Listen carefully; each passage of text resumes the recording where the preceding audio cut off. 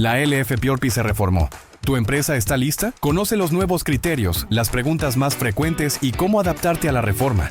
En este webinar gratuito, aprende de la mano del experto, el licenciado Alejandro Ponce, este miércoles 26 de noviembre a las 10 de la mañana. Inscríbete hoy y asegura tu cumplimiento.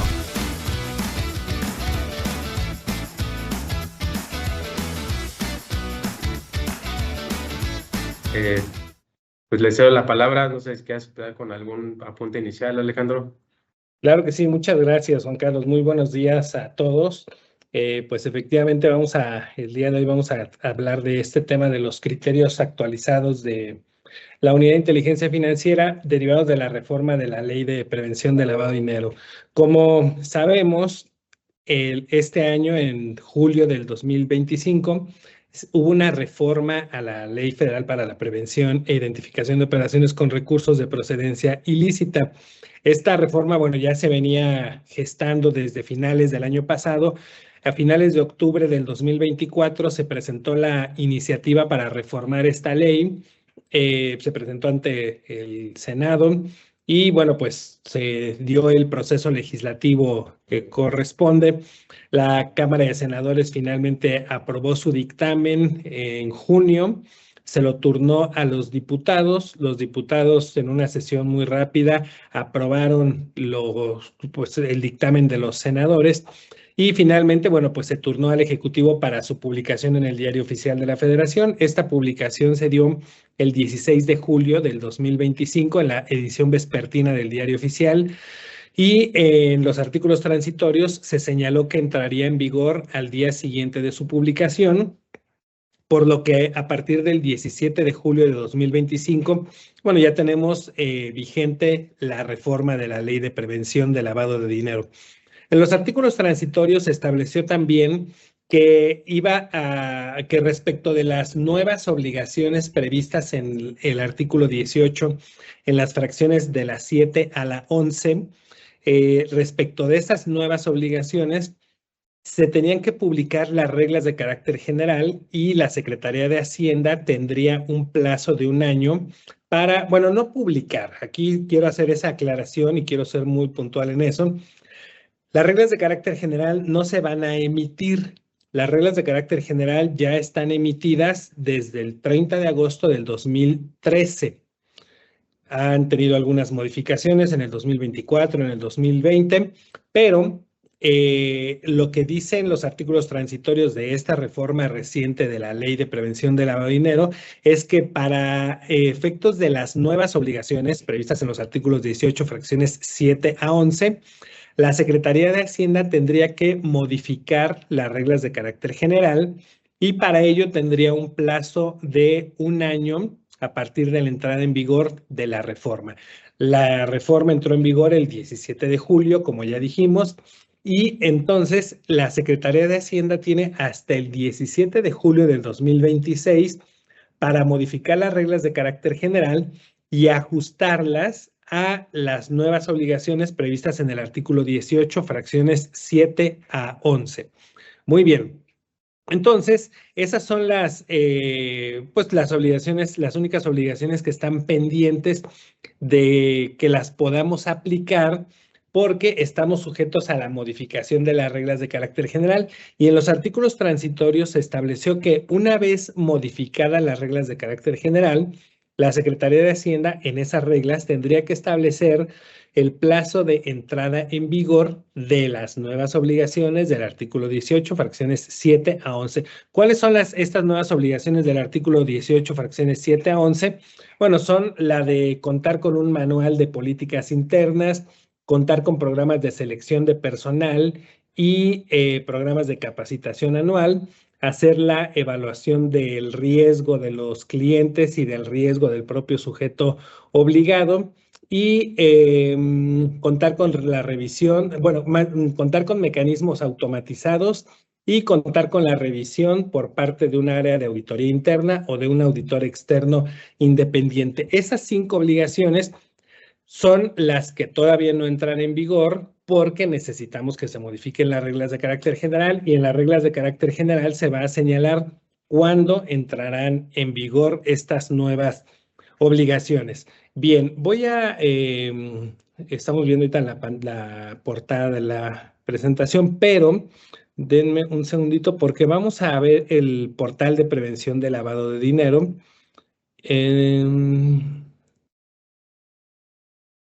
Bien. A ver, estamos viendo el portal de prevención de lavado de dinero, ¿verdad? Dice nuevos criterios generales. Si no estamos viendo eso, me dicen, pero creo que sí. Bien, entonces, bueno, hay estas nuevas obligaciones. Ya dijimos que tenemos que esperar a que se modifiquen las reglas para que las reglas nos digan, bueno, qué características específicas deberá tener el manual de políticas internas. Bueno, probablemente nos señalen algo. Probablemente no, porque ahí lo cierto es que la nueva fracción 7 dice que el manual de políticas internas debe contener los criterios, medidas y procedimientos para dar cumplimiento a las obligaciones previstas en la ley. Entonces, la verdad es que eso es todo lo que necesitamos saber del manual de prevención, del manual de políticas internas, ¿no? Pero bueno, posiblemente en las reglas de carácter general se establezca algo como lo que ya está actualmente en el artículo 37 de las reglas de carácter general, que señala que cuando un sujeto obligado se da de alta, cuenta con un plazo de 90 días naturales para tener su manual de lineamientos. Probablemente se establecerá un plazo o ese mismo plazo, nada más que ahora, pues haciendo referencia al manual de políticas internas que está previsto en el artículo 18, fracción séptima. Bien, en cuanto a los programas de capacitación, pues seguramente en las reglas de carácter general nos tendrán que decir, no sé cuántas horas de capacitación tendrán que impartirse de forma anual. Probablemente el perfil de quien va a impartir la capacitación, probablemente también la forma de acreditar o de dejar evidencia de que se contó con esta capacitación. En fin, bueno, temas así es lo que son los que se señalarán en las reglas de carácter general, al igual los programas de selección de personal. Bueno, ¿qué es lo que vamos a tener qué documentación, qué información vamos a tener que recabar, obtener del personal que ingrese a trabajar en la empresa o con el sujeto obligado? Esos detalles estarán en las reglas de carácter general. Lo mismo, pues lo relativo a cómo se va a dar el seguimiento de las personas políticamente expuestas en los mecanismos automatizados, cómo se establecerá el perfil transaccional de los clientes, que también se deberá llevar en los mecanismos automatizados. También en estos, ¿cómo se llama? En estas reglas de carácter general se establecerá lo relativo a la auditoría y que se deberá realizar de forma anual, el perfil del auditor, las características que deberá contener el informe que se elabore, a lo mejor algunos procedimientos para llevar a cabo esta revisión. Y en cuanto a la evaluación de riesgo, también las reglas de carácter general nos tendrán que dar más elementos para saber cuáles son los criterios que se deberán considerar en para hacer esta evaluación con un enfoque basado en riesgos. Bien, entonces eso, bueno, pues es algo que todavía debemos esperar para ver qué nos dicen las reglas de carácter general. Pero fuera de esas obligaciones nuevas del artículo 18, fracción 7 a 11, todo lo demás que se reformó en la ley ya está vigente, ya entró en vigor. Por ejemplo, artículo 18, fracción 3, que nos señala que ahora cuando tengamos un cliente persona moral, debemos recabar documentación para identificar al beneficiario controlador. Eso ya está vigente. Desde el 17 de julio de 2025 en adelante, cuando tenemos un cliente persona moral, ya no debemos preguntarle si tiene conocimiento de la existencia del dueño beneficiario, del beneficiario controlador. Ya no.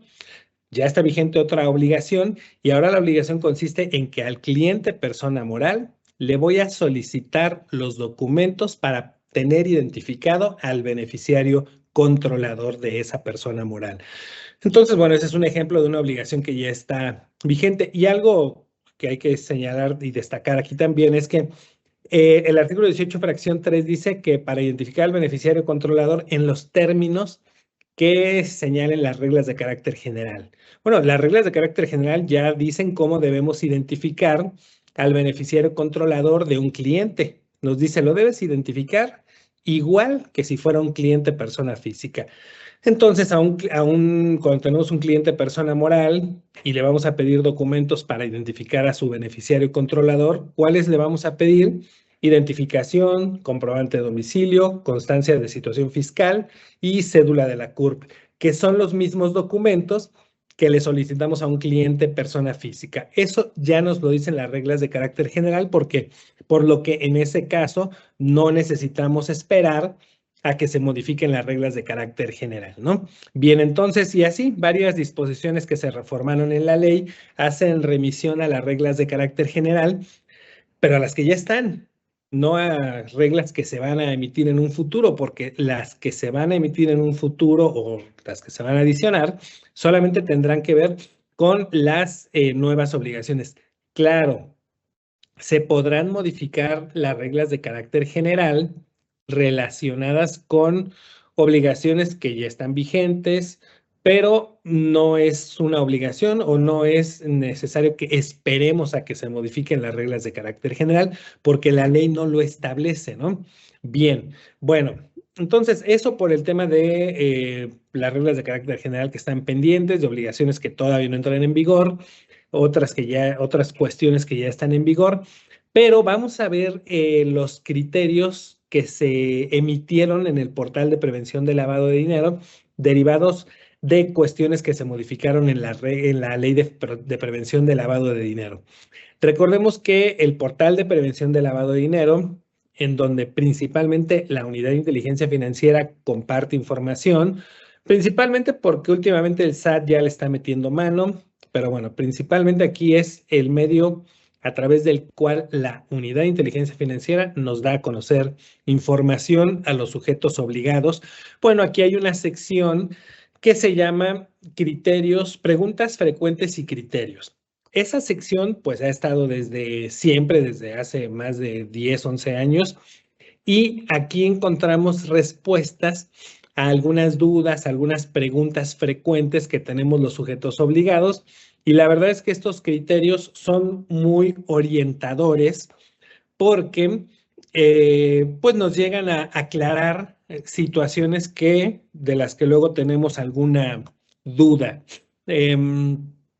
Yo la verdad es que no le veo nada negativo a los criterios, a las preguntas frecuentes y a los criterios que la Unidad de Inteligencia Financiera comparte a través del portal, porque yo no he visto que generen obligaciones adicionales. No hay un solo criterio que genere obligaciones adicionales a las que señala la ley.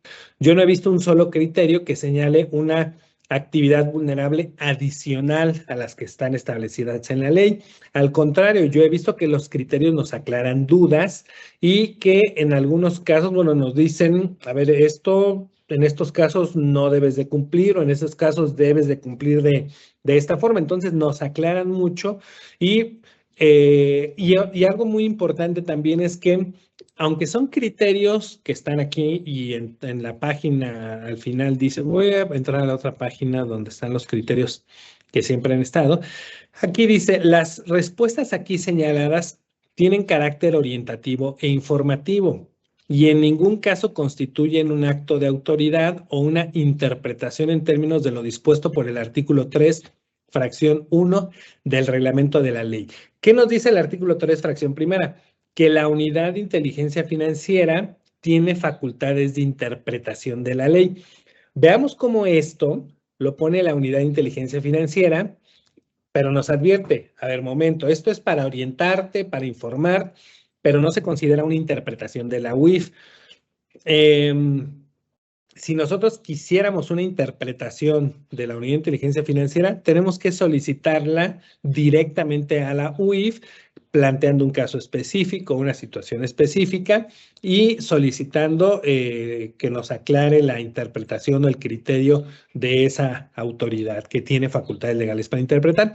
Por eso digo que, bueno, si el SAT ha metido mano aquí, el SAT no tiene facultades de interpretar la ley, ¿no? Por eso también cuando el SAT nos dice que le preguntemos, que lo consultemos a la Central de Asuntos Jurídicos de Actividades Vulnerables, pues está tomando atribuciones que no tiene, porque el reglamento ni de la ley ni el reglamento del SAT dicen que el SAT puede interpretar esta ley.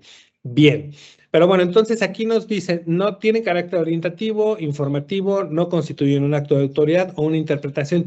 Sin embargo, sí son muy, o sea, sí sirven mucho para orientar y para informar, ¿no? Bien, bueno, entonces estas preguntas han estado desde hace mucho tiempo, pero ahora con la reforma abrieron otra sección aquí en el portal de prevención del lavado de dinero que se llama Criterios por Reforma y nos dice nuevos criterios generales derivados de la reforma a la LFPORPI, Diario Oficial de la Federación, 16 de julio del 2025. Nuevamente nos hace la aclaración. Las respuestas publicadas tienen carácter orientativo e informativo y para consulta en general, por lo que en ningún caso constituyen un acto de autoridad en términos del artículo 3 de la Ley Federal de Procedimiento Administrativo, ni una interpretación en términos de la fracción 1 del artículo 3 del reglamento de la ley de FPORPI, por lo que no pueden ser recurribles mediante ningún recurso. Es decir, tú no puedes presentar un recurso ante la autoridad reclamándole este criterio. No, porque no es un acto de autoridad, ¿verdad? Y aquí, miren, todavía nos orienta la Unidad de Inteligencia Financiera y nos dice, para obtener un acto de autoridad o una interpretación respecto a un caso determinado o determinable relacionado con la LFPORPI y su normatividad secundaria, los interesados deberán realizar una consulta formal por escrito con los requisitos previstos por los artículos 15 y 15A de la Ley Federal de Procedimiento Administrativo. Lo que mencionaba yo hace un momento. Si quieres que la UIF te dé una interpretación, hay que hacer un escrito con requisitos que prevé la Ley Federal de Procedimiento Administrativo y presentarlo directamente en la Unidad de Inteligencia Financiera. Bien. Asimismo, deberán señalar en términos de la fracción 2 del artículo 35 de la Ley de Procedimiento Administrativo un domicilio para oír y recibir notificaciones y designar personas autorizadas para los mismos efectos. Aquí es bien importante que si vamos a hacer una consulta a la UIF, la hagamos como debe ser. Si yo le mando, hay un correo de contacto de la UIF, ¿no? Si yo le mando un correo a la UIF haciéndole una pregunta, eso no es una consulta. No me va lo que me responda va a decir esta misma leyenda. Esto es orientativo, es informativo, no es una interpretación, ¿verdad? Porque no es la vía para hacer una consulta. Puedo hacer una pregunta por correo. ¿Quién me la va a contestar? ¿Quién sabe? Porque no lo firma. ¿Tendrá validez? Pues no o sí, dependiendo de lo que te hayan respondido y de cómo lo quieras aplicar.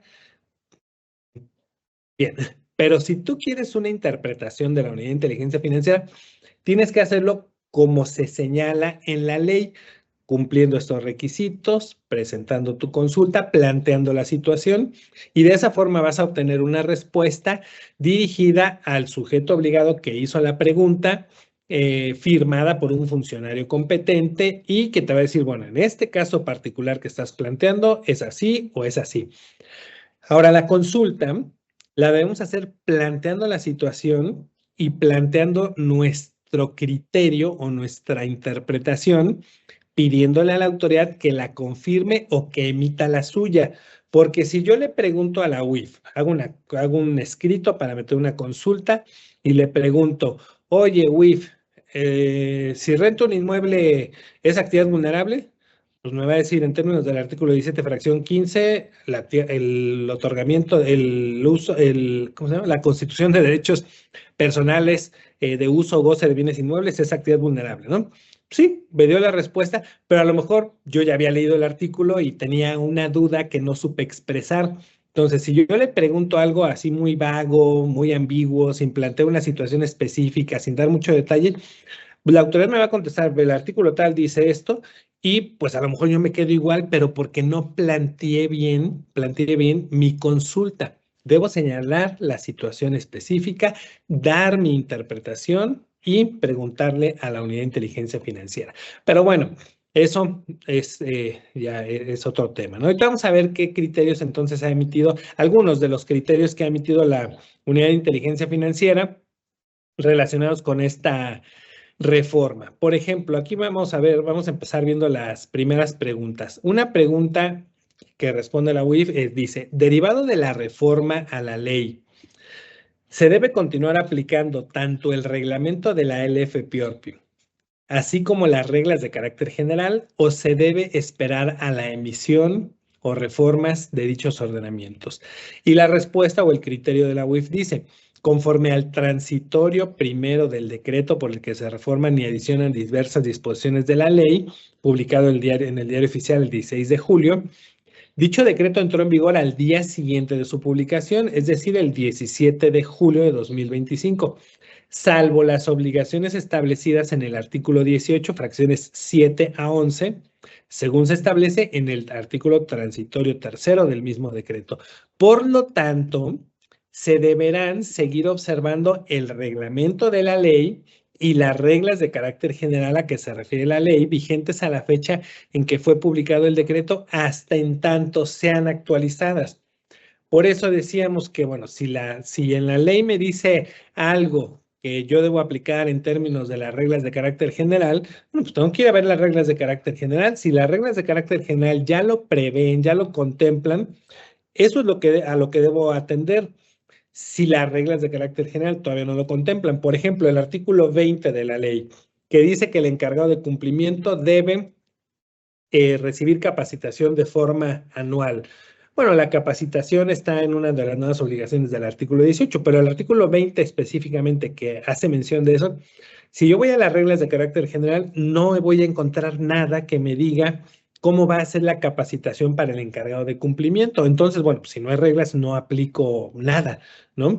Pero si hay una disposición que se reformó en la ley y que en las reglas de carácter general ya está previsto eso, pues ya está la regla, ¿no? Por ejemplo, el artículo 18 se le adicionó una fracción, la fracción 4 bis.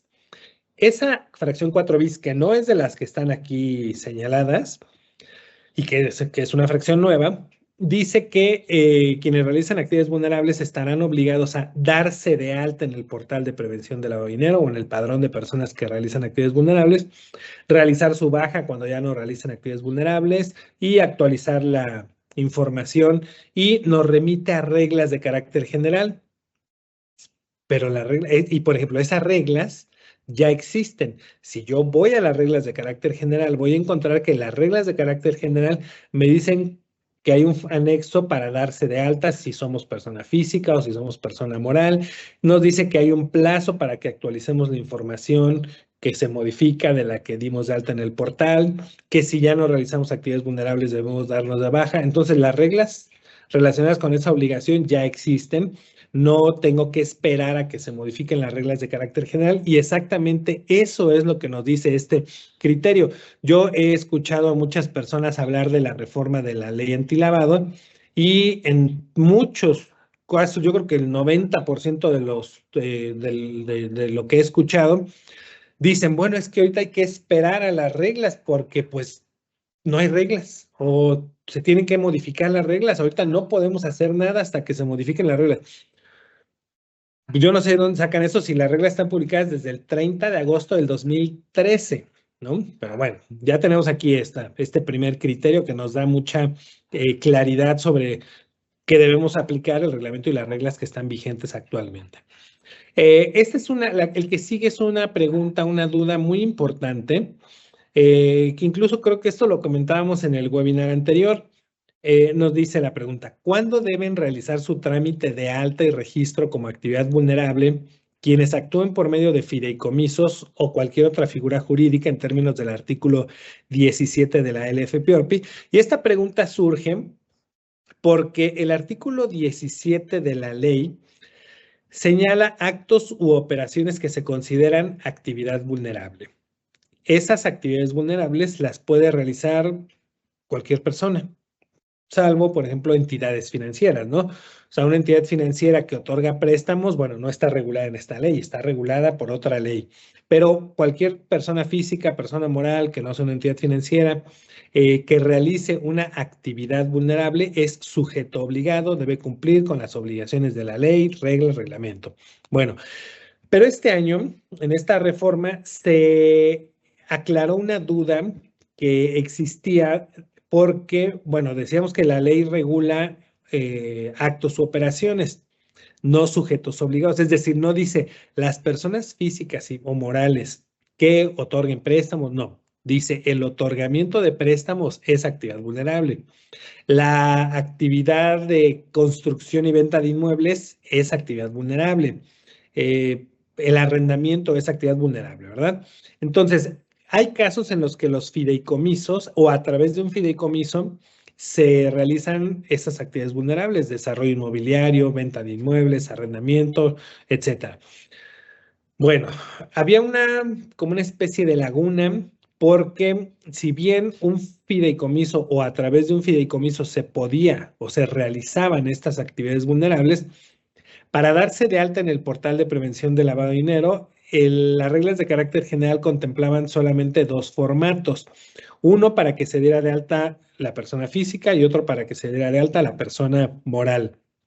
No había un formato para que se diera de alta el fideicomiso. Sin embargo, bueno, pues había fideicomisos que se daban de alta usando el formato para persona moral, porque finalmente pues los datos que pedía eran datos que el fideicomiso sí tenía. Bueno, pero existía esa laguna, había quienes decían, no, un fideicomiso no se puede dar de alta, y no los daban de alta y no cumplían, había otros que sí. Entonces, bueno, para acabar con esa controversia, se reforma el artículo 17 y se establece que las actividades vulnerables serán actividades vulnerables aun cuando se realicen a través de un fideicomiso. Entonces, en ese caso, ¿quiénes son los sujetos obligados? Los que a través del fideicomiso realicen la actividad vulnerable. Muy bien. Entonces, bueno, aquí la pregunta es, bueno, ¿y si alguien realiza la actividad vulnerable por medio de un fideicomiso, cuándo se debe dar de alta? Y aquí la respuesta pues también nos orienta, nos informa. Nos dice, quienes realizan actividades vulnerables de las previstas en el artículo 17, a partir del 17 de julio de 2025, podrán utilizar el formato oficial publicado en el anexo A de la resolución por la que se expide el formato para el alta y registro de quienes realicen actividades vulnerables. Formato que se reformó en 17 de agosto de 2016. Entonces, podrán utilizar ese formato para realizar su alta y registro como actividad vulnerable, salvo quienes actúen por medio de fideicomisos o cualquier otra figura jurídica, quienes deberán cumplir con dicha obligación hasta que ese formato se modifique y los identifique expresamente. Entonces, si alguien realiza una actividad vulnerable a través de un fideicomiso, de acuerdo con esto, con este criterio, bueno, y de acuerdo con el criterio, y además es cierto, bueno, no se puede dar de alta porque, aunque si vamos a pensar que es una persona, puede ser física o persona moral, ¿no? Que a través de un fideicomiso realiza una actividad vulnerable. Bueno, si se da de alta como persona física o como persona moral, no hay forma de que señale que se está dando de alta porque realiza una actividad vulnerable por medio de un fideicomiso. No hay forma, porque cuando tú te das de alta como persona física es porque tú estás realizando la actividad vulnerable. Cuando te das de alta como persona moral es porque tú estás realizando la actividad vulnerable. Pero si lo haces a través de un fideicomiso, no hay forma actualmente de señalarlo. Entonces aquí, quienes realicen actividades vulnerables por medio de fideicomisos deben esperar a que se modifique el formato. Una vez que se modifique el formato y que se publique en el Diario Oficial de la Federación, pues ya podrán estas personas darse de alta como sujetos obligados que realizan actividades vulnerables por medio de fideicomisos. Bien, entonces vemos cómo, bueno, pues este criterio nos da una orientación que yo creo que es muy válida y muy oportuna. Sin embargo, hay casos muy específicos en donde más vale hacer la consulta a la Unidad de Inteligencia Financiera. Nosotros ya hemos presentado algunas consultas a la Unidad de Inteligencia Financiera de personas que realizan actividades vulnerables por medio de fideicomisos, pero sus situaciones específicas pues provocan que este criterio no nos dé toda la claridad que necesitamos, ¿no? Entonces, en esos casos, a pesar de que ya es este criterio, hacemos la consulta. Estamos en espera de las respuestas porque la autoridad tarda mínimo un mes en contestar. Entonces, bueno, estamos en espera de ver lo que nos responde la autoridad, pero bueno, aquí ya tenemos una buena orientación respecto a este tema por parte de la UIF. Este otro criterio que habla sobre la actividad vulnerable de desarrollo inmobiliario nos dice, bueno, la pregunta dice, ¿qué actividad vulnerable realiza un desarrollador inmobiliario? La prevista en la fracción 5 o en la fracción 5 bis del artículo 17 de la LFPORPI.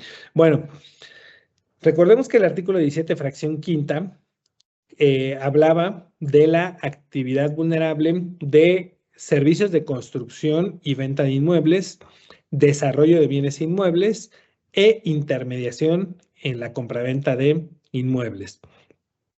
Ahora la fracción 5 bis, bueno, ahora sigue diciendo lo mismo. Ahora lo único que le cambiaron es, en lugar de servicios de construcción, actividades de construcción en las que se involucre la venta de los bienes, desarrollo de bienes inmuebles e intermediación en operaciones de compraventa de bienes inmuebles. Pero se adicionó una fracción 5 bis que habla de la recepción de recursos para el desarrollo inmobiliario. Entonces tenemos que la actividad de desarrollo inmobiliario la encontramos en la fracción 5 y en la fracción 5 bis. ¿Qué hay que hacer aquí? No es una nueva actividad vulnerable porque ya estaba en la fracción 5, no es una nueva, simplemente la sacaron, bueno, ni siquiera la sacaron, la duplicaron porque ahora ya está en la fracción 5 y en la fracción 5 bis, ¿no? Y el formato para presentar los avisos de desarrollo inmobiliario está vigente desde enero del 2017 y de hecho en la publicación, la resolución publicada en el Diario Oficial en donde se publicó este formato para presentar avisos de desarrollo inmobiliario, decía que el desarrollo inmobiliario es una actividad vulnerable que está prevista en el artículo 17, fracción quinta. Eso lo dice en el Diario Oficial desde el 2017, ¿no? Es una actividad vulnerable, ya está prevista en el artículo 17, fracción quinta, pero faltaba el formato. Se publica en diciembre del 2016, entra en vigor en enero del 2017. Bueno, ahora que se duplica esta actividad vulnerable, la tenemos en la fracción 5 y 5 bis, existe la duda, ¿no? Bueno, entonces un desarrollador inmobiliario, ¿cuál es la actividad vulnerable que realiza?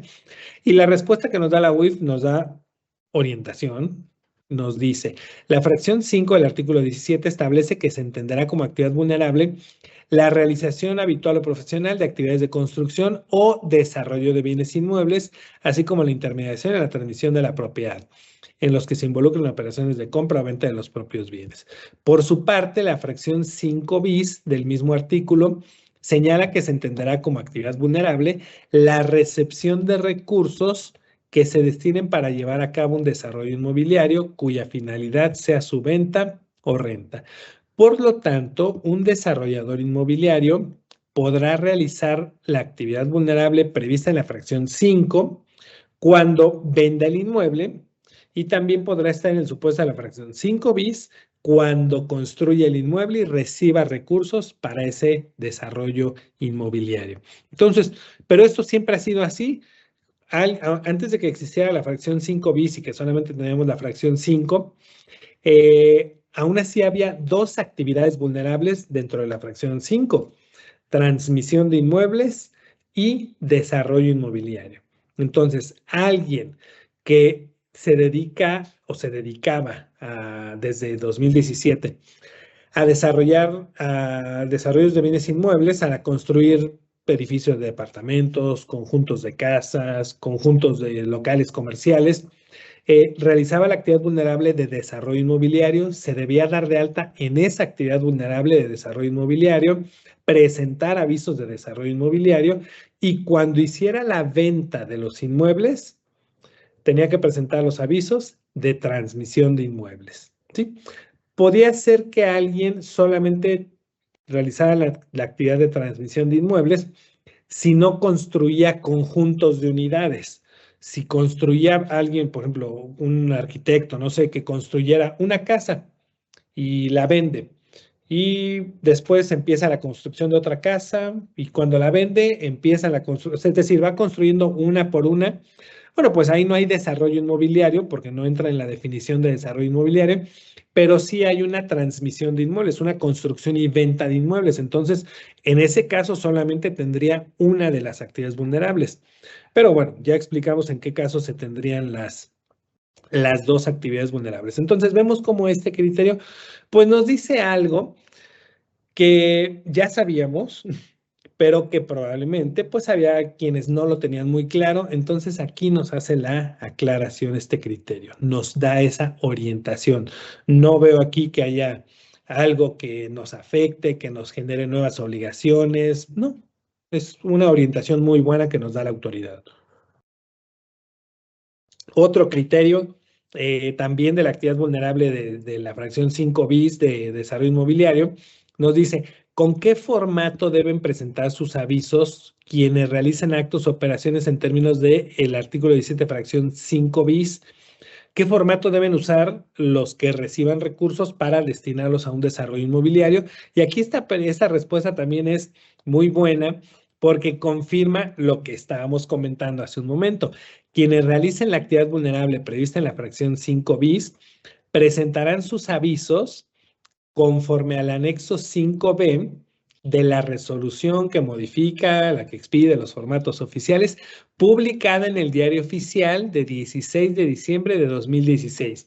Hace un momentito yo les decía que desde diciembre de 2016 se publicó el formato para los avisos de desarrollo inmobiliario y entró en vigor en enero del 2017. Bueno, aquí nos está diciendo ese mismo formato que ya venías usando desde 2017 es el que debes seguir usando ahora. Porque la actividad vulnerable ya existía, el formato ya existía. Lo único que hicieron fue, bueno, ni siquiera sacarla, ¿no? Sino volverla a poner en otra fracción, una actividad vulnerable que ya existía. Es como si hubieran hecho una fracción 8 bis para decir que la venta de vehículos aéreos es actividad vulnerable. Pues eso ya está en la fracción 8, ¿no? Es como si hicieran una fracción 6 bis para decir que la venta de relojes es actividad vulnerable. Pues ya está en la fracción 6, lo mismo con desarrollo inmobiliario. Bien, a ver, quiero ver alguna que sea, digo, por el tiempo no vamos a ver todos, pero vamos a ver algunos que sean, más, que consideramos que son más importantes. Bueno, aquí, se refiere a la fracción 12, apartado A, que habla de la actividad vulnerable de servicios de fe pública de notarios públicos. La pregunta es, ¿cuándo? Bueno, porque esta es una fracción que se modificó para modificarle los umbrales o los montos de aviso, más bien, los montos de aviso a los notarios públicos. En todas las demás actividades vulnerables no hubo cambio de umbrales ni cambio de montos para avisos. Y aquí voy a dar una explicación para que, bueno, una explicación de los términos, ¿no? La ley no señala umbral, no. La ley dice, se considerará actividad vulnerable, ejemplo, la comercialización de vehículos cuando el valor de la operación sea igual o superior a 3,210 UMAS. Hemos acostumbrado llamarle el umbral de identificación porque es el mínimo a partir del cual se debe identificar. Cuando un vehículo tiene un valor inferior a 3,210 UMAS, no se considera actividad vulnerable. Cuando tiene un valor superior a 3,210 UMAS, se considera actividad vulnerable. Entonces es un umbral, algo mínimo, un piso, un umbral. Entonces tenemos el umbral de las actividades vulnerables y cuando hablamos del aviso no podemos hablar de un umbral de aviso, ahí hablamos ya de un monto para el aviso, porque la ley nos dice que, por ejemplo, hablando de vehículos, serán objeto de aviso cuando el monto de la operación sea igual o superior a 6,420 UMAS. Y en todas las actividades vulnerables del artículo 17 vamos a ver que nos dice, serán objeto de aviso cuando el monto o cuando el valor de la operación sea igual o superior a tal cantidad, ¿no? Entonces tenemos umbral de identificación, monto para el aviso. Bueno, aquí lo que se modificó fueron los montos para los avisos de los notarios. Es, repito, la única actividad vulnerable en la que hubo modificación en los montos. Todas las demás quedaron igual. Bueno, y la de activos virtuales. Muy bien, entonces aquí la pregunta es, bueno, ¿y cuándo entra en vigor esa modificación? Porque los notarios tienen que informar, bueno, antes de la reforma, los notarios tendrían que informar, por ejemplo, las operaciones de fe pública en la constitución de derechos reales sobre bienes inmuebles, cuando el valor del inmueble fuera igual o superior a 16,000 UMAS, que 16,000 UMAS son 1,810,000 pesos. Entonces, cuando un inmueble tuviera un valor superior a 1,810,000 pesos, el notario tendría que presentar el aviso de esa operación a través del declaranot. Pero ahora se reduce ese monto. Ahora los notarios tienen que presentar los avisos de estas operaciones de inmuebles cuando el monto de la operación sea superior a 8,000 UMAS, que son 905,000 pesos, ¿no? Y, por ejemplo, tratándose de constitución de personas morales, antes los notarios tenían que informar esa operación cuando el valor del capital de la persona moral que se constituía superaba 8,025 UMAS, que son 907,000 pesos. Bueno, ahora no hay un monto para el aviso. Todas las constituciones de personas morales se deben informar. Bueno, la pregunta es, ¿a partir de cuándo? Y la respuesta nos dice, conforme al transitorio primero del decreto por el que se reforma la ley, la modificación de los montos umbrales entró en vigor al día siguiente de su publicación en el Diario Oficial de la Federación. Por lo tanto, los fedatarios deberán considerar los nuevos montos en los actos o operaciones que lleven a cabo a partir del 17 de julio del 2025. Decíamos que solamente las obligaciones nuevas de las fracciones 7 a 11 del artículo 18 son las que van a esperar a que se modifiquen las reglas. Todo lo demás, no. Y un caso, un ejemplo muy claro es esta modificación de los montos para los notarios. Ya, a partir del 17 de julio, nuevos montos para los notarios. Me voy a adelantar a que para que veamos cómo nos da una muy buena orientación la autoridad, ¿no? Uno de los artículos transitorios de la reforma habla de que las autoridades, el SAT y la UIF, van a implementar programas de capacitación y orientación para el debido cumplimiento de las obligaciones de los sujetos obligados, pero se aclara que esos programas de orientación y capacitación que darán las autoridades estarán dirigidos a las asociaciones y sociedades sin fines de lucro que reciben donativos y serán respecto de las nuevas obligaciones. Bueno, aquí la pregunta dice, ¿cuándo se proporcionará a las asociaciones y sociedades sin fines de lucro? Y esto hay que destacarlo porque la capacitación y orientación no va a ser para todos. O sea, o al menos lo que dice la ley y la reforma es que estos programas de capacitación deben ir orientados a asociaciones y sociedades sin fines de lucro, no a todos los sujetos obligados. Claro, si el SAT organiza algún evento de difusión o de capacitación, bueno, pues será por iniciativa propia, ¿no? Pero no porque la ley lo establezca o la reforma. Aquí la pregunta entonces es, ¿cuándo se proporcionará a las asociaciones y sociedades sin fines de lucro el programa de capacitación y orientación para el debido cumplimiento de sus obligaciones previstas en el artículo 18, fracciones 7 a 11, y solo sobre las nuevas obligaciones, ¿eh?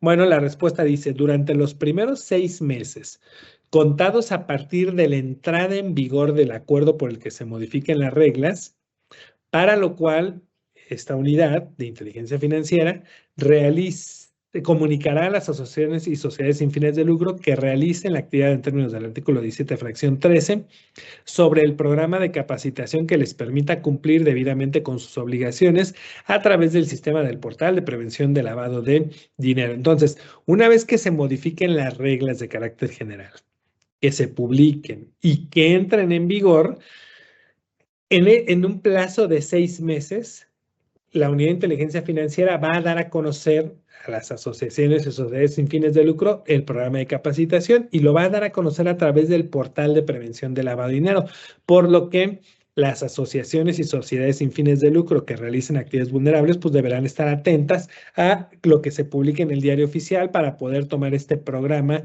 de capacitación y orientación sobre el cumplimiento de las nuevas obligaciones. A ver, 2 puntos. Una sociedad o asociación sin fines de lucro solamente realiza actividades vulnerables cuando recibe donativos por un valor igual o superior a 1,605 UMAS. 1,605 UMAS son 181,589 pesos con 70 centavos. Si se reciben donativos por un monto inferior a esta cantidad, no son actividad vulnerable. Si reciben donativos por montos superiores a esta cantidad, sí son actividad vulnerable. Las que no son actividad vulnerable no se deben dar de alta en el portal. Las que sí son actividad vulnerable sí se deben dar de alta en el portal. Esto es bien importante porque a veces hemos visto que hay organizaciones o asociaciones sin fines de lucro que no están obligadas y se dan de alta. Y al darse de alta ya de alguna forma adquieres obligaciones, estás bajo la mira de la autoridad, te pueden hacer visitas, te pueden multar, bien, y te expones a situaciones que no deberías porque no realizas actividad vulnerable, ¿verdad? Entonces, bueno, solo para ellas será este programa de orientación y capacitación. Y, ¿cuál era el otro punto que iba yo a mencionar? Bueno, ahorita lo debo de recordar, pero entonces aquí lo más importante es que la asociación o sociedad sin fines de lucro sepa si realiza o no actividad vulnerable para que entonces se dé de alta o no se dé de alta. Bien, la otra es que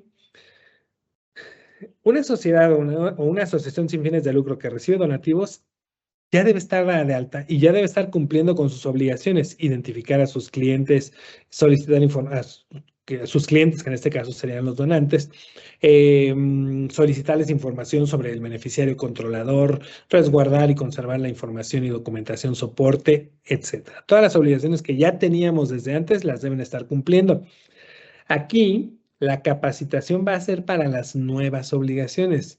No dudo que cuando entren las sociedades y asociaciones sin fines de lucro a esta capacitación, empiecen a hacer preguntas sobre las obligaciones que ya existían, ¿no?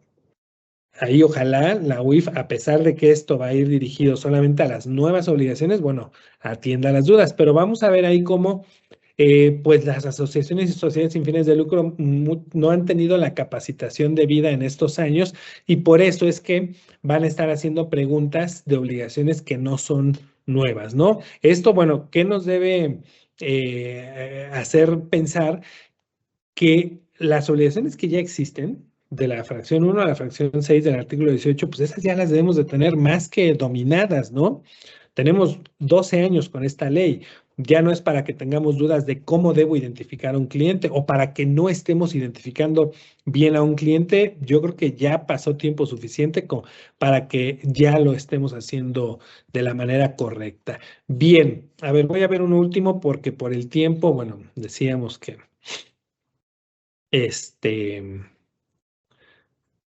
no nos va a dar tiempo. Bueno, nos faltan como unos 3 o 4 nada más, ¿no? Esta es buena. ¿A partir de cuándo se debe resguardar y conservar por 10 años la información y documentación que sirva de soporte a los actos o operaciones que se realicen en cada actividad vulnerable? Porque el artículo 18, fracción cuarta, dice que, bueno, antes decía que la información y documentación la debíamos conservar por un plazo de 5 años a partir de la realización de la operación. Ahora se modificó y nos dice que la información y la documentación la debemos conservar por 10 años a partir de la realización de la operación. Bueno, ¿cuándo debemos empezar?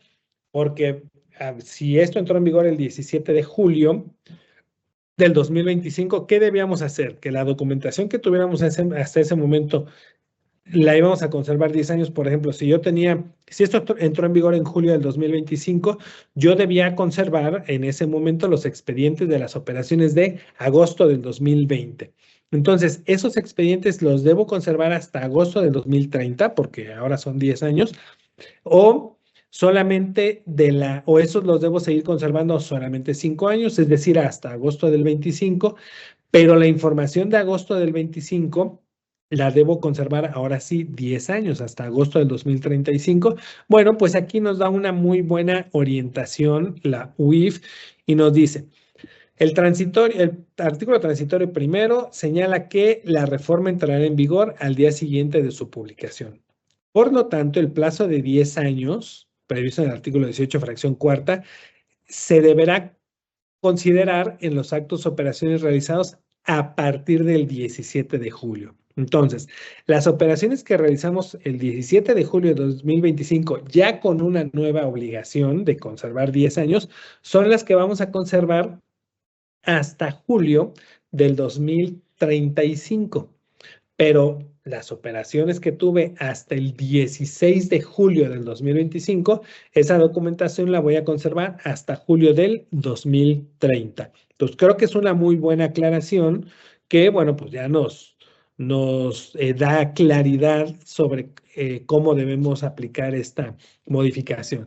Bien, pues entonces vemos cómo estos nuevos criterios son muy útiles para aclarar dudas que nos pudieran surgir de la reforma de la ley antilavado, por lo que creímos que era conveniente poder compartir con ustedes algunos de estos comentarios. Y bueno, pues yo creo que con esto damos por concluida la exposición. Juan Carlos, tú nos vas a comentar algo de Prevenet y vamos a regresar después para ver si hay algunas preguntas de los participantes, ¿no? Quiero comentar yo que, bueno, agradecer a Prevenet que nos da este espacio para compartir a través de este webinar esta información con ustedes. Prevenet, que es un sistema que ha trabajado ya desde hace varios años en este tema de ley antilavado. Y esto lo comento, si me permiten, porque ahora hay una nueva obligación en el artículo 18 que consiste en que debemos de contar con mecanismos automatizados para dar seguimiento a las operaciones, realizar la acumulación, etcétera. Pero, bueno, y derivado de eso, pues empiezan a surgir en el mercado algunos sistemas, pero la diferencia de Prevenet es que Prevenet ya tiene varios años trabajando este tema de ley antilavado, por lo que ya tienen conocimiento, experiencia, y bueno, pues ahorita lo que están haciendo es adaptarse a los nuevos cambios, ¿no? Pero entonces creo que ese es un punto positivo de Prevenet. Pero adelante, Juan Carlos. Sí, muchas gracias, licenciado Alejandro Ponce. Pues como siempre, un tema pues bastante vasto. Como comenta, pues no nos alcanza una sesión para ver todos los puntos importantes, pero bueno, creo que se tocaron los más trascendentes en esta parte de la nueva reforma. Y como bien comenta, pues Prevenet tiene ya bastante experiencia, ya tenemos pues más casi 8 o 9 años de experiencia en el mercado, ya tenemos pues la parte medular, pues ya la tenemos bastante fuerte. Como bien comenta, pues una de las nuevas obligaciones pues ya es contar con un sistema automatizado que cumpla ciertos lineamientos, requerimientos. Prevenet ya se está fortaleciendo en esta parte para cubrir con todo lo que la ley le solicita a los sujetos obligados que reportan operaciones de actividades vulnerables. Entonces, Prevenet se está adaptando, se está fortaleciendo, se está actualizando en toda esta parte y pues si ustedes requieren alguna presentación de alguna actividad vulnerable, quisieran ver los cambios que se están haciendo de acuerdo a la nueva reforma, pues con mucho gusto al final vamos a poner ahí un slide donde van a venir los contactos tanto de nosotros como del licenciado Alejandro Ponce para dudas muy puntuales, pues podamos ahí asesorarlos y brindarles la información correspondiente. Entonces, Prevenet está preparado, Prevenet está listo para estos cambios y estamos actualizándonos en todos los cambios o modificaciones que se hagan a la ley en el transcurso del tiempo, ¿no? Entonces, licenciado, si no tiene más comentarios adicionales, si gusta, leemos las preguntas para dar respuesta a los asistentes. Pregunta Roberto, ¿qué significa actuar de manera habitual o profesional para poder dar cumplimiento a las obligaciones de la LFPORPI? Bueno, de acuerdo a los criterios, sí me escuchan, ¿verdad? Sí, perdón. Sí, De acuerdo a los escucho bien. criterios, de acuerdo a los criterios que ha publicado la autoridad en el portal, profesional se entiende cuando te dedicas a esa actividad como tu actividad preponderante y habitual cuando lo haces con cierta frecuencia o cierta repetición. Digo, aunque la ley no lo define, pues tendríamos que ir, por ejemplo, a la definición del diccionario, ¿no? ¿Qué es habitual? Algo que se hace por hábito, algo que se hace con frecuencia, ¿no? Pero recientemente se modificaron los otros criterios que están en el portal y establecieron o señalaron que habitual es cuando realizas la actividad 3 o más veces en el año. Entonces, pues bueno, si ya tenemos un criterio de la autoridad que dice eso tomaríamos por habitual. Perfecto, licenciado. Pregunta Humberto González, y creo que esto ya se había respondido en el webinar anterior, pero le hago la pregunta. Para los desarrolladores, al principio había una facilidad para presentar solo 2 avisos, uno al inicio y uno al final. ¿Sigue siendo así? De hecho, en el portal de prevención de lavado de dinero se señaló que ya no aplica esta facilidad. Déjame ver, porque creo que no está en los criterios. Bueno, en el portal hay un comunicado en donde dice que esta facilidad ya no aplica, que solo aplicó cuando entró en vigor el formato en 2017. Actualmente ya no está vigente esa facilidad administrativa. Facilidad administrativa, correcto, licenciada. Pregunta nuevamente Humberto González, cuando se realiza a través de un fideicomiso una o más actividades vulnerables, desarrollo y venta de inmuebles, en virtud de que aún no existe el formato de registro ante la UIF para fideicomisos, entonces, ¿cuándo debemos empezar a presentar los avisos? Bien, como le decía el criterio, hasta que se modifique el formato o el anexo para darnos de alta.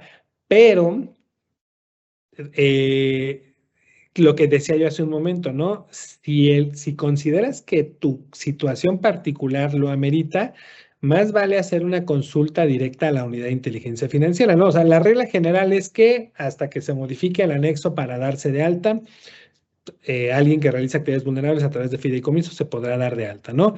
Pero si tu situación particular genera dudas y lo amerita, pues habría que presentar una consulta a la UIF.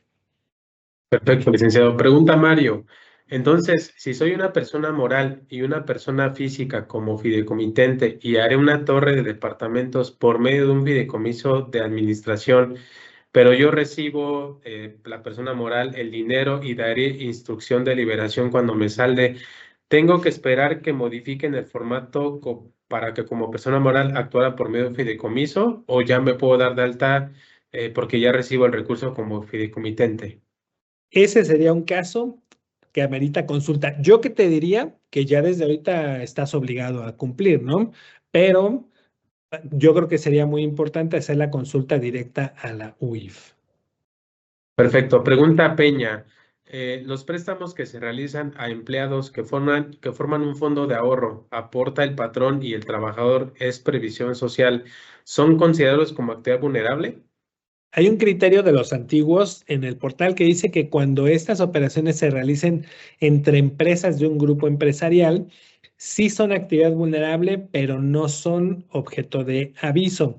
En el caso que planteas, entiendo yo que no es un grupo empresarial. Entonces, si quisiéramos tomar como orientativo el otro criterio de la UIF, pues podría ser considerada como una actividad vulnerable que no es objeto de aviso, pero ese es un caso que amerita una consulta directa a la unidad de inteligencia financiera, ¿no? Vemos cómo es exactamente para eso sirve esta vía de la consulta a la UIF, ¿no? Para resolver estas dudas, estas situaciones que se plantean, que bueno, no son claras en la normativa porque podemos tener dos interpretaciones, ¿no? O sea, podríamos decir, pues no es actividad vulnerable, pero tomando en cuenta los criterios o lo que dice el 27 bis de las reglas, podríamos decir, no, sí es actividad vulnerable, pero no es objeto de aviso. Entonces, casos así son los que es muy recomendable hacer la consulta a la UIF. Perfecto, licenciado. Pregunta Saraí. El manual de lavado de dinero, me imagino que el manual de cumplimiento, ¿se debe registrar o solo se debe tener interno para consulta? No, bueno, la ley ahorita no dice que se deba registrar ni nada. Habrá que ver qué dicen las reglas de carácter general. No puede ser algo de lo que se establezca en reglas. A lo mejor lo consideran, a lo mejor no. Entonces, ahorita, ¿qué nos dicen las reglas? Que el manual o el documento de lineamientos lo debemos tener para consulta interna y proporcionárselo a la autoridad solamente cuando lo requiera. Correcto. Pregunta Carlos, ¿los datos del beneficiario controlador deben ser cargados ya en el XML de los avisos mensuales? Sí, sí, porque ya estamos obligados a que el cliente, persona moral, nos proporcione documentos para identificar a su beneficiario controlador. Entonces, si ya tenemos la obligación de contar con esta información y documentación, al momento de presentar el aviso ya debemos informar al beneficiario controlador. Perfecto. Le pregunta Laura Chávez, con base en lo que se ha explicado y detallado, pregunta, ¿qué sucede cuando una persona moral tiene un beneficiario que cotiza en bolsa y tiene miles de últimos beneficiarios, personas físicas? Y por la naturaleza de esta, las personas físicas cambian de manera constante. Bueno, hay varios criterios para considerar quién es el beneficiario controlador. Yo creo que cuando esa duda es muy recurrente, ¿no? Pero yo creo que cuando tenemos esa duda es porque solamente estamos viendo el inciso B de la definición de beneficiario controlador, en donde dice, o el numeral 2, el que dice que es quien tenga más del 25% del capital social con derecho a voto. Pero hay otros dos supuestos, quien impone decisiones. Entonces, en una sociedad de ese tipo, sí es cierto que hay miles de accionistas en el mercado bursátil que pueden entrar y salir, pero hay quienes nombran a los administradores, a los consejeros, etcétera. O hay quienes dirigen la administración, las políticas o las estrategias de la persona moral. Entonces, no nos centremos solamente en el criterio de quienes tienen más del 25%. Hay otros criterios, entonces hay otros medios para llegar al beneficiario controlador. Perfecto, licenciado. Pregunta Lucía, ¿hay algún proceso para modificar avisos cuando ya pasaron los 30 días naturales para el envío de esos avisos? No, no, si ya pasaron 30 días ya no se puede modificar. Lo que se podría hacer es pues enviar nuevamente el aviso, pero con el riesgo de que sea un aviso extemporáneo. Correcto. Hay una pregunta anónima, dice, si una fundación recibe donaciones únicamente por partes relacionadas, ¿se considera operación vulnerable y qué obligación tendría que realizar? Es actividad vulnerable porque no hay nada en la normativa que exceptúe los donativos que se reciben de partes relacionadas. Entonces, es actividad vulnerable y tiene que cumplirse con todas las obligaciones como cualquier otro sujeto obligado de cualquier otra actividad vulnerable. Perfecto. Pregunta Mario, licenciado, si me regularizo, ¿qué fecha pongo en el manual? ¿La fecha de alta en el portal o la fecha en que debí iniciar operaciones? Es una buena pregunta y esa, más que una buena pregunta, es una consulta, ¿no? Porque siempre que hablamos de una regularización, tenemos que adentrarnos en la situación del sujeto obligado, conocer las operaciones que se van a regularizar, las fechas, qué información se tiene, qué documentación se tiene, qué avisos se van a presentar, qué operaciones se realizaron, y todo eso es lo que nos lleva a poder determinar cosas como las que nos está preguntando Mario, ¿no? Entonces ahí sería más bien entrar a analizar para poderte dar una respuesta. Ok, pregunta nuevamente Peña, ¿qué se puede hacer si en los avisos de julio y agosto 2025 no teníamos el dato del beneficiario del cliente y no se anotó en los avisos?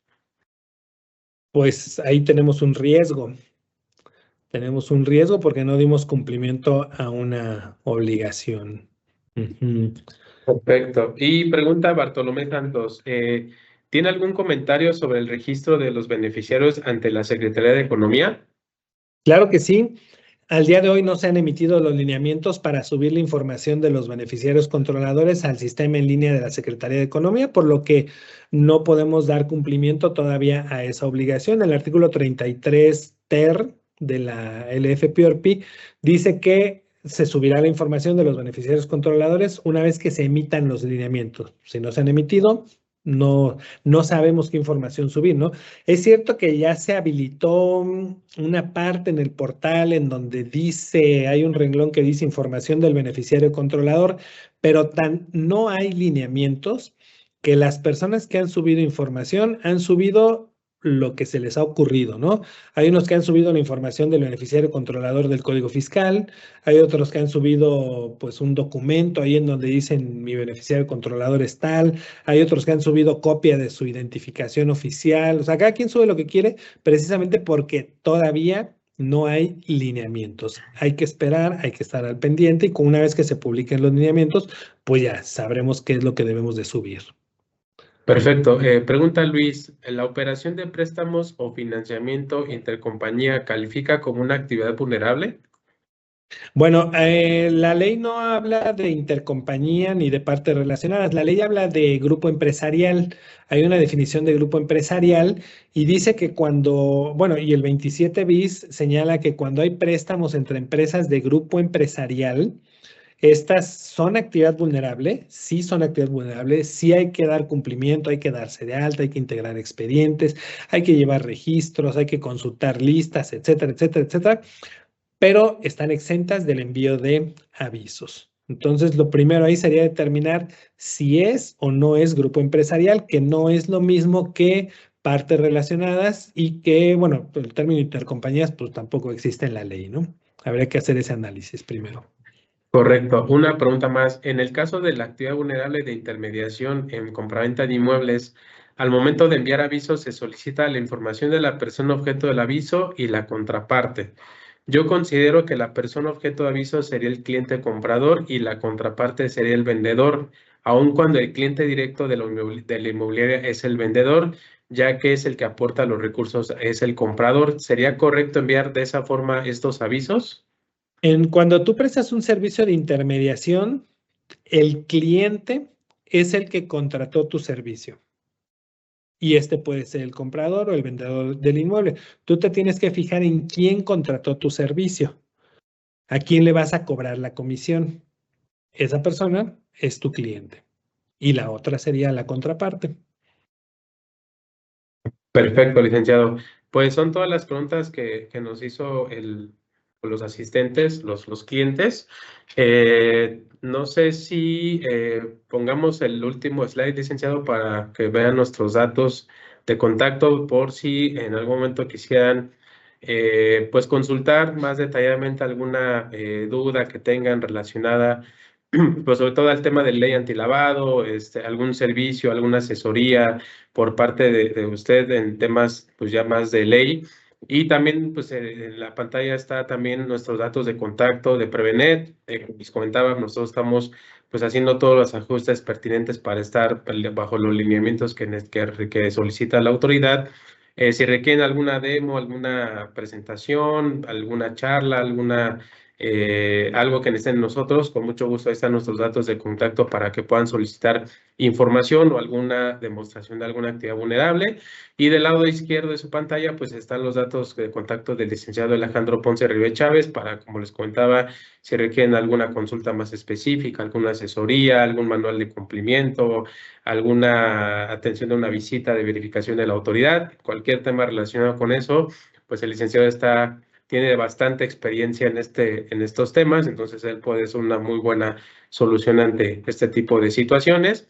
Y pues, licenciado, pues yo le agradezco nuevamente que nos haya acompañado, nuevamente con un tema bastante importante, bastante nutrido, no nos dio tiempo, pero bueno, esperemos podamos complementarlo en algún momento esta información que nos acaba de comentar. Pues bueno, este fue el último webinar del año. Les agradezco a todos pues, que nos hayan acompañado en esta serie de webinars que hicimos en este tiempo. Esperen el próximo año nuevos temas, nuevas actividades. Entonces ahí estaremos o estén al pendiente de nuestras redes sociales para que ustedes puedan pues participar en estos webinars que los hacemos con la intención de que pues tengan toda la información actualizada y estemos pues en contacto con ustedes para cualquier duda que tengan sobre temas legales, temas de ley antilavado o temas relacionados a la operación. Gracias, Juan Carlos, y igual gracias a todo el equipo de Prevenet y gracias a todos los participantes que nos acompañan en estos webinars. Lo hacemos con toda la intención de compartir información, que podamos tener pues más elementos para tener un mejor cumplimiento y esperamos seguir contando con su preferencia en los webinars que tengamos el siguiente año. Entonces, muchas gracias a todos y nos vemos pronto.